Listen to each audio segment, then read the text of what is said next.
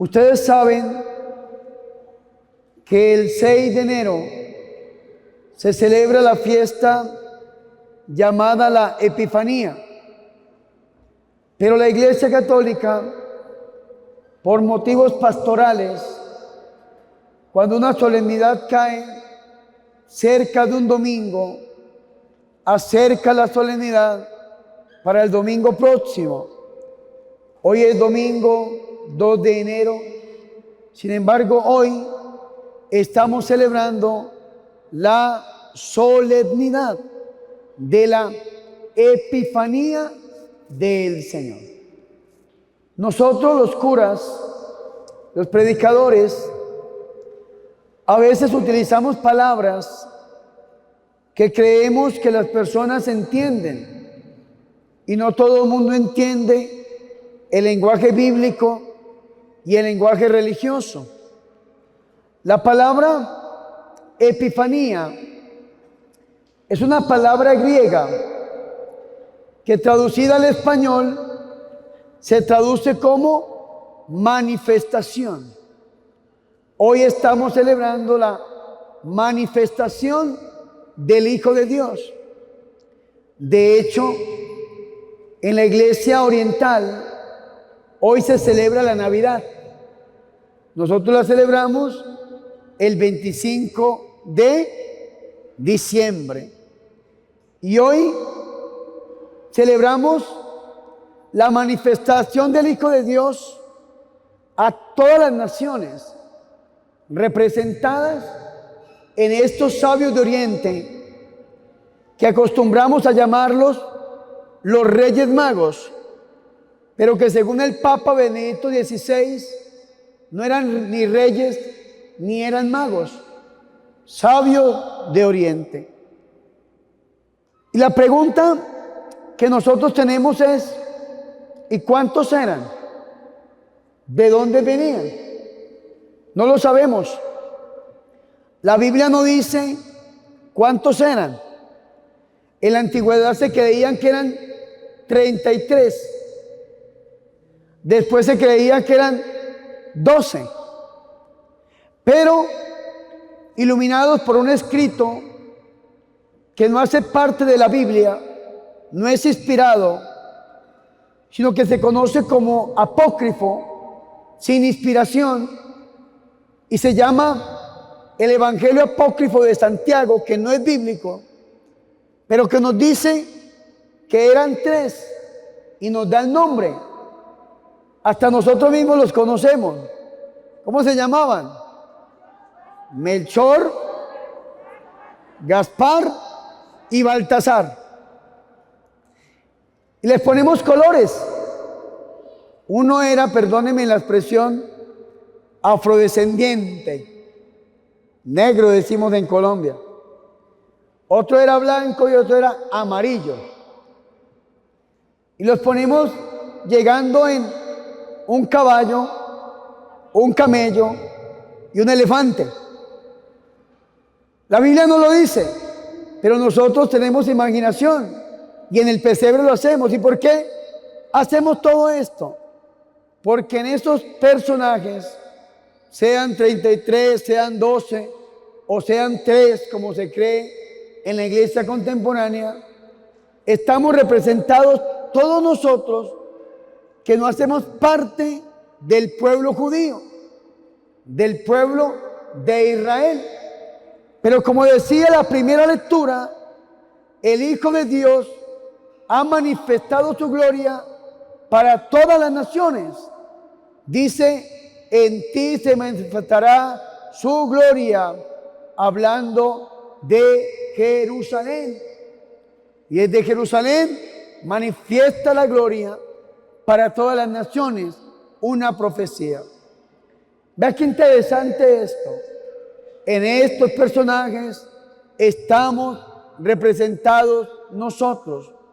Aquí vemos el universalismo de la mesianidad de nuestro Señor y Salvador Jesucristo.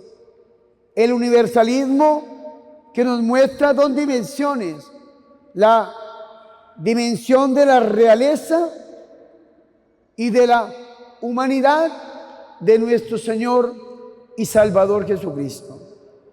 ¿Cuántos son? No lo sabemos. Lo que sí sabemos es que estos personajes fueron movidos por Dios, a pesar de que no pertenecían al pueblo de Israel, que eran paganos, como lo llamaban los judíos. Fueron movidos por Dios a través de una estrella. Nos dice a nosotros el Evangelio según San Mateo, en el capítulo 2, versículo de 1 hasta el 12. Estos personajes, como tenían una mentalidad pagana y fueron inspirados, recibieron la revelación de que había nacido el Rey de Reyes, el Señor de Señores. Con esa mentalidad pagana, ¿en dónde van a buscar a un rey? ¿En dónde? Pues en el palacio. Por esa razón es que al llegar a Jerusalén se fueron a buscar al rey Herodes, que era un rey ilegítimo, un rey que era judío, lógicamente que sí, pero que trabajaba con el imperio de turno, el imperio romano, y el imperio lo había designado como rey en esa región de los judíos. Este rey, fuera de ser un rey ilegítimo, era un rey muy malo. Dice la historia que lo que se diga de Herodes es verdad. Si ustedes leen a Herodes desde una visión un poco histórica, hay un historiador judío de la época de Jesús llamado Flavio Josefo, que escribió un libro llamado Antigüedades Judías. Y cuando Flavio Josefo se refiere a Herodes, lo pone en lo más oscuro, en la parte más mala, una moral terrible, tanto que para cuidar el imperio que tenía, ilegítimo por cierto, mandó a matar hasta su propia mamá, mandó a matar a sus propios hijos. Herodes hacía unas cosas terribles, un hombre muy pero muy malo. Sin embargo, era el rey de turno. Los sabios de Oriente, o los mal llamados Reyes Magos, llegan hasta el palacio de Herodes y le dicen que han recibido la revelación de la manifestación del Hijo de Dios. Herodes se sobresalta, y con Herodes se sobresalta toda Jerusalén. Herodes, como era judío, entonces ¿qué hace? Manda a llamar a todos los escribas, los sacerdotes, y les pregunta: ¿en dónde tiene que nacer el Cristo, el Hijo de Dios? Y entonces los judíos, los sumos sacerdotes, van a las profecías y probablemente leen el libro del profeta Miqueas, en el capítulo 5, versículo 1, donde dice: en cuanto a ti, Belén, Efratá, la menor entre los clanes de Judá, de ti sacaré al que ha de ser el gobernador de Israel. Esa era la profecía. Miqueas, capítulo 5, versículo 1. Entonces, estos hombres, los sumos sacerdotes y los escribas, le dicen que tiene que nacer en Belén. Yo creo que Herodes sintió un poco de tranquilidad al saber que no estaba en Jerusalén, sino que estaba en Belén, una pequeña ciudad muy cerca de Jerusalén. Hoy en día queda fuera de los límites del Estado de Israel. Belén hoy en día queda en Palestina. Uno tiene que pasar la frontera para poder llegar a esta ciudad llamada Belén. Y entonces vean qué interesante esto. Después de que Herodes escucha a los sumos sacerdotes, escucha a los escribas, que eran los estudiosos de la Biblia, los teólogos de la época de Jesús, llama a los sabios de Oriente, llama a los reyes magos y les dice que vayan ellos a buscar a este niño, pero que le den la fecha más o menos del nacimiento del niño, para saber cuántos años tenía o cuánto tiempo tenía. La Biblia dice lo siguiente: entonces Herodes llamó aparte a los magos y por sus datos precisó el tiempo de la aparición de la estrella, y después los envió, solos los envió a Belén y le dijo, vea qué palabra tan hipócrita, vayan y averigüen con cuidado sobre este niño y cuando lo encuentren me lo comunican para ir yo también a adorarlo. Esas fueron las palabras de Herodes. Pero no sabía que Dios siempre sale ganando. ¿Por qué dijo Herodes ir a adorarlo? Porque sabemos que Jesús es el Mesías, es el Emanuel, es el Dios con nosotros. Y solamente a Dios podemos adorar. ¿Qué hicieron los sabios de Oriente? Los reyes magos se pusieron en camino y aquí que la estrella que habían visto en el oriente iban delante de ellos hasta que llegó y se detuvo encima del lugar donde estaba el niño. Vea qué interesante esto. Dice del lugar donde estaba el niño. Y al ver la estrella de nuevo, se llenaron de inmensa alegría. Mírenme aquí. Dice el versículo 11. Entraron en la casa. Digan conmigo. Entraron en la casa. ¿En dónde entraron? Más fuerte. ¿En dónde entraron? Hay algunas teorías que dicen que los reyes magos, los sabios de Oriente, llegaron cuando ya el niño, la Virgen María y San José se habían trasladado a una casa. Porque según el Evangelio de San Lucas, el niño en donde nace, ¿en dónde? En una cueva, en un establo. Y cuando nace, ¿en dónde lo ponen? ¿En dónde? En un pesebre. ¿Qué es el pesebre? Es la batea, el recipiente donde comen los animales. Y esa fue la primera cuna de nuestro Señor Jesucristo.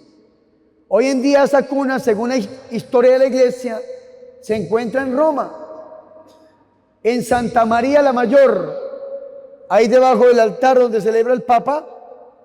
Ahí está la cuna donde nació nuestro Señor y Salvador Jesucristo. Y es interesante porque dice, entraron en la casa.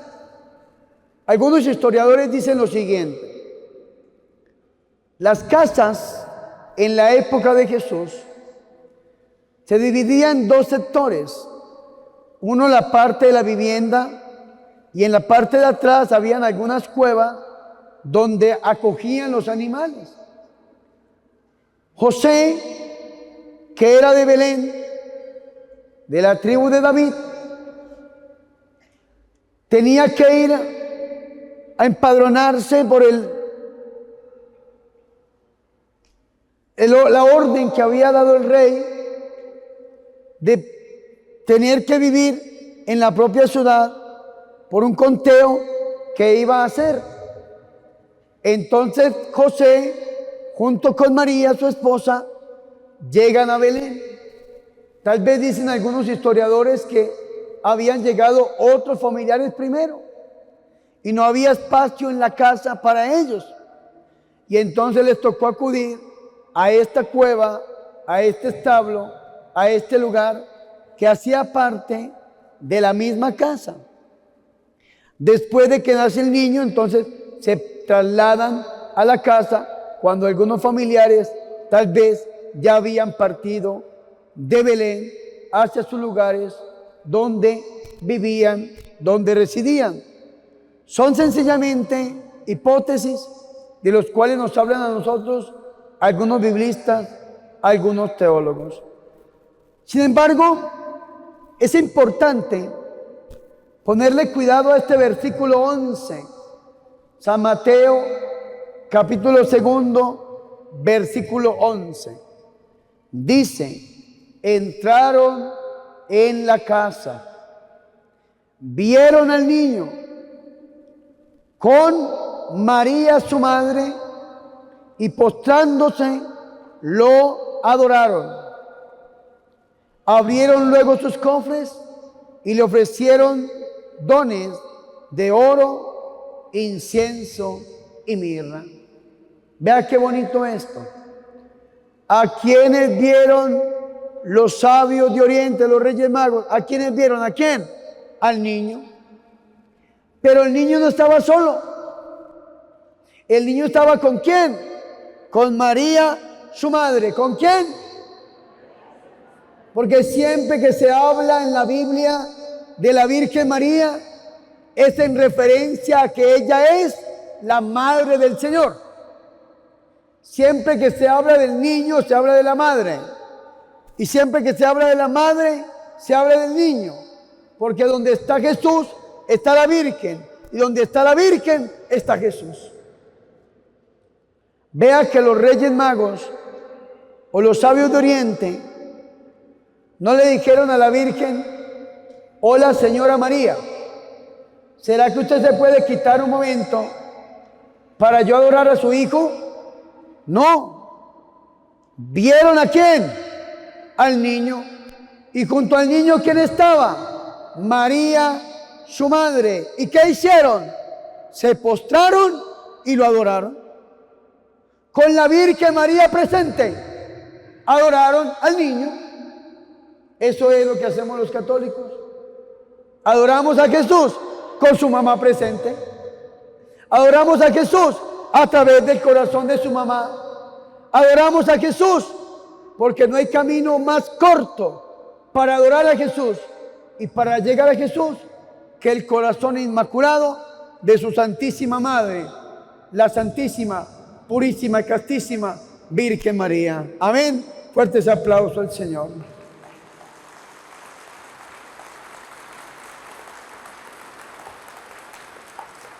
Esto es interesantísimo. A Jesús lo podemos adorar con la Virgen María presente. Los evangélicos no entienden esto. Los hermanos separados creen que para adorar a Jesús tienen que quitar a la Virgen, tienen que hacerla a un lado, despreciarla. Y la Biblia no nos enseña eso. Nos enseña que el Hijo de Dios se manifestó. Y se manifestó a través de ella. Y con ella presente podemos adorarlo, es decir, reconocerlo como Dios. Después de que lo adoran, le ofrecen regalos. ¿Cuántos regalos son? 3 regalos. Por eso decimos que son 3 los Reyes Magos o los sabios de Oriente. Y estos regalos simbolizan la misión de Jesús. Estos regalos son unas características de quién es nuestro Señor Jesucristo. Primer regalo, el oro. ¿A quién se le ofrecía oro en la época antigua y en la época de Jesús? ¿A quién? A los reyes. Y este oro no se lo dejaron a Herodes, porque el verdadero rey no es Herodes. El verdadero rey de reyes y señor de señores se llama nuestro Señor y Salvador Jesucristo, que se ha manifestado a todas las naciones para mostrar la universalidad de su mesianismo. Jesús es Dios que nos viene a salvar a todos. Esto es lo que significa este regalo. Jesucristo es Rey. Y si Jesucristo es Rey, ¿quién es la reina? La reina en la época de Jesús no era la esposa del rey. La reina en la época de Jesús era la mamá del rey. Eso venía de Salomón. La institución de la madre reina desde el rey Salomón. Y se cumplía cabalmente y se sigue cumpliendo. Si Jesucristo es Rey, la reina es nuestra madre. Y los que rezamos el rosario hoy domingo, en el quinto misterio, la coronamos como reina y señora de todo lo creado. ¿Cuál es el segundo regalo? Incienso. ¿A quién se le ofrecía el incienso en el mundo antiguo y en la época de Jesús? ¿A quién? Los judíos, ¿a quién le ofrecían el incienso? ¿A quién? A Dios. Única y exclusivamente a Dios. Entonces están diciendo que este niño es rey y están diciendo que este niño es Dios, y por eso se puede adorar. Porque si no fuera Dios, no se podría adorar. Y si nosotros adoramos a algo o a alguien que no sea Dios, cometemos un pecado de idolatría. Ahora entienden los hermanos que le dan culto a la muerte, a lo que ustedes llaman y mal llaman la Santa Muerte. Cuando la gente dice: Padre, es que yo adoro a la Santa Muerte, ¿qué está haciendo? Está reconociendo la muerte como su Dios. Está pactando con el demonio. Le está vendiendo su alma al diablo. Está consagrando su familia al diablo. Y si se muere, se va al infierno. Porque en este mundo usted hizo una opción preferencial por la muerte y no por Dios. Qué terrible es este culto. Ojalá que nosotros entendiéramos que la muerte no se le puede adorar, que el único que se le puede adorar es a Dios, que es Padre, Hijo y Espíritu Santo. Sin embargo, este regalo de incienso es descubriendo y adorando la divinidad de nuestro Señor Jesucristo. Y el tercer regalo es la mirra. ¿Y la mirra para qué se utilizaba? ¿Para qué? Para el sacrificio, para embalsamar. ¿Y por qué le están dando mirra a este niño? Porque están reconociendo el sacrificio que está haciendo. ¿Cuál sacrificio? Salir de Dios, del seno del Padre, y hacerse hombre. Dice el cántico a los Filipenses en el capítulo 2 que se anonadó. Anonadarse es una palabra que significa rebajarse. Algunos biblistas lo han traducido como hacerse estiércol, meterse entre la realidad humana, hacerse hombre. Qué sacrificio tan grande. Dios hombre, Dios humanado. Pero también los sabios de Oriente están dando este regalo de mirra como una profecía para el sacrificio más grande que iba a hacer el Señor por nosotros en la cruz del Calvario. Ahí el Señor Jesucristo entregó su vida y derramó hasta la última gota de sangre para redimirnos, para salvarnos a todos. Como dice la primera carta del apóstol San Juan, En el capítulo 3, versículo 8, el Hijo de Dios se manifestó, epifanía, para deshacer las obras del diablo. Y fue allí, en la cruz del Calvario, donde el Señor venció al enemigo.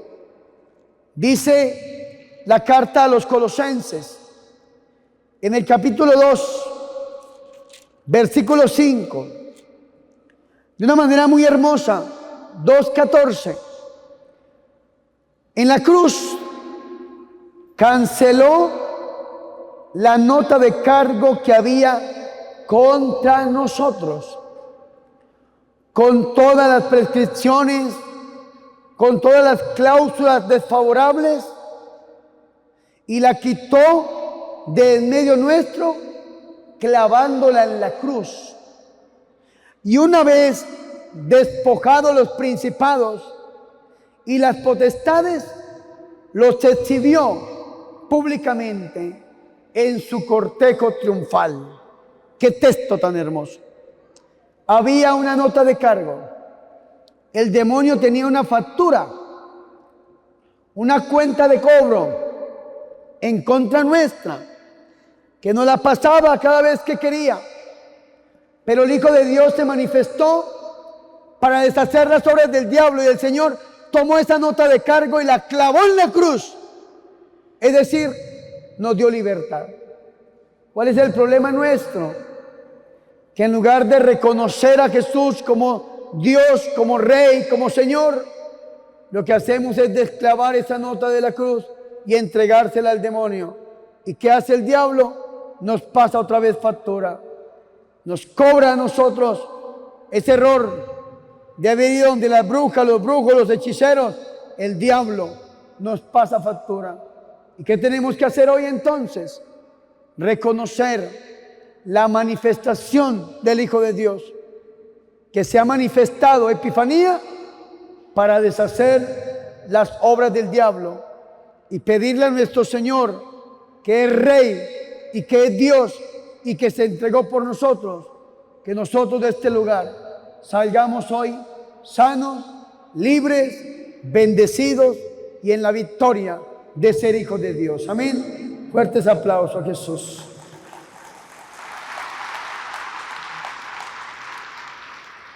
Y hagámoslo a través del corazón de la Santísima y de la Purísima Virgen María. Gloria al Padre, al Hijo y al Espíritu Santo. Gloria al Padre, al Hijo y al Espíritu Santo.